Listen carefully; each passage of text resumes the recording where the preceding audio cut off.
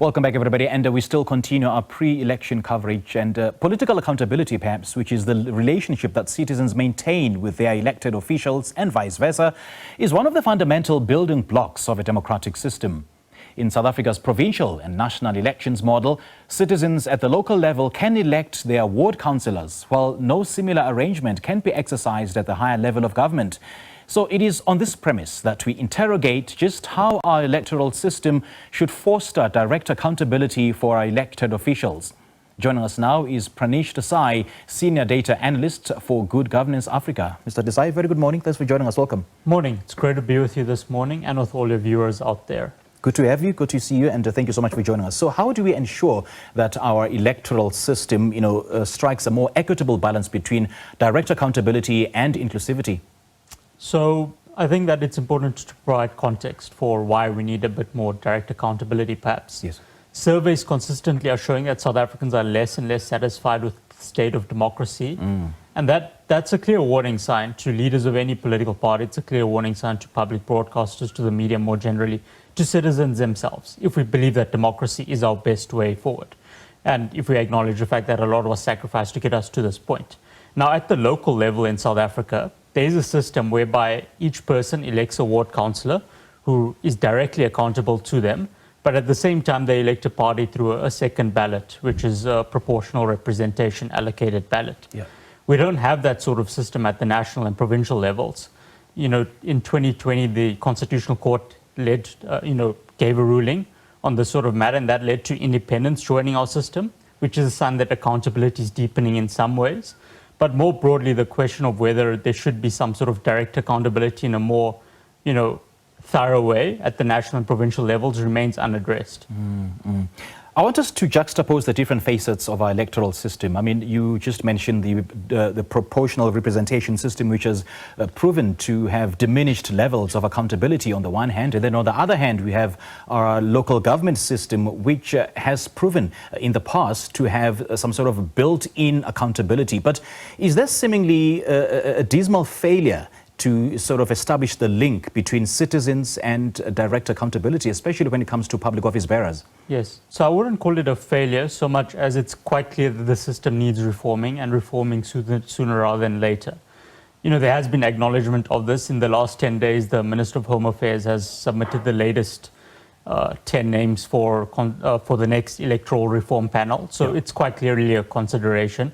There was a recent amendment to the Electoral Act, which shows that, gradually these sorts of changes are coming about. Okay. But even ahead of next week, what's very important for viewers and citizens to remember is that the reason we have proportional representation as our current system, and proportional representation basically means if you get 5% of the vote in an election, you'd expect to get roughly 5% of seats in any council or parliament or whatever it is.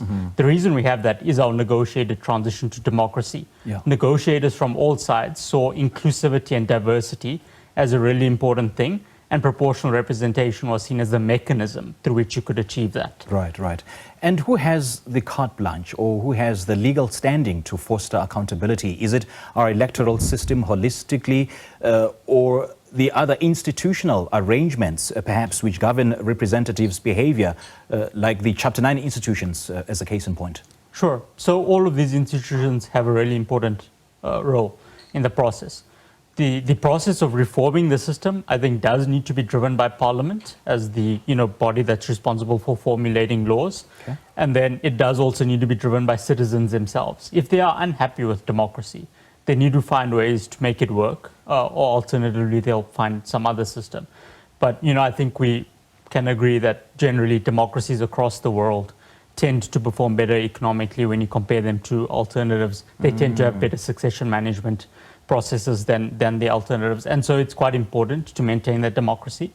So, when things like a potential future electoral amendment bill comes up, or a current bill on managing coalitions at the local level has come up in the last few days, when that opens up for public comment, when it opens up for public hearings, the public does need to partake in those processes. Right. Civil society does need to partake in those processes, because that's how you deepen society and how you can lead to better and better governance. Okay. And is it correct to assume that the lack of accountability within our electoral system has, in a way, weakened key institutions and has given birth to, the rise in what is known as a one-party dominant system and the dominance of party executives? So what's quite unusual about South Africa is usually proportional systems actually facilitate party fragmentation over the long run. And we're currently seeing that in South Africa. But historically, in South Africa's context, because of the dominance of the ANC, we haven't been seeing something like coalitions as much as you'd expect in other systems around the world that have proportionality as the basis.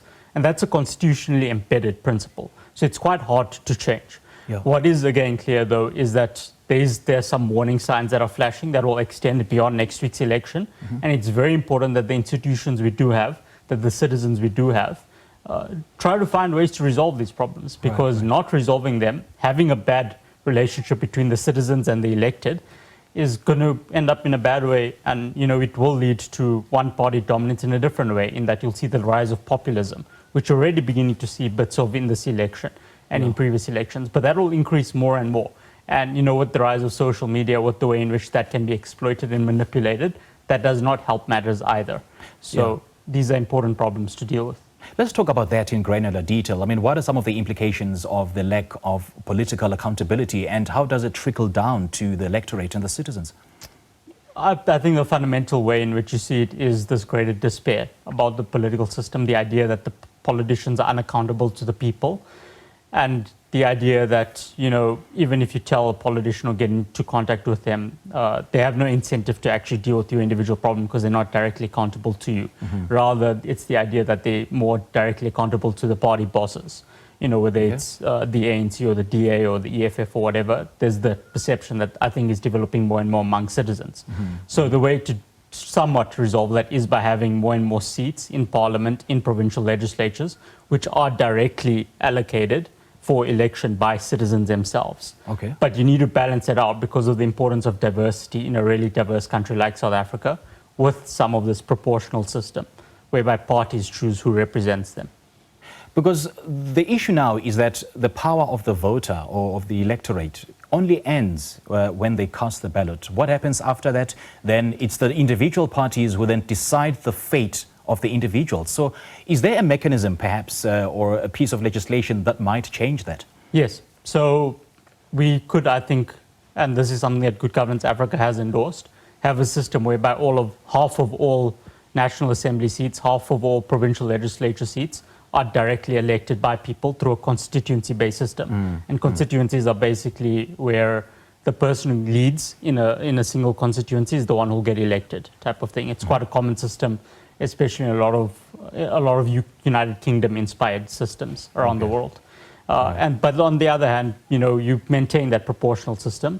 A, because it's quite hard to actually change that because it's embedded in the constitution. But B, because diversity remains a really important thing in our politics, and we need to give voice to making sure that various voices find expression in Parliament and the halls of power more generally. Okay. Mr. Desai, great chatting to you. Thank you so much for your time. Thanks. Great to be with you. Well, that was Senior Data Analyst at Good Governance Africa, Pranish Desai, helping us unpack how our electoral system should foster direct accountability for our elected officials.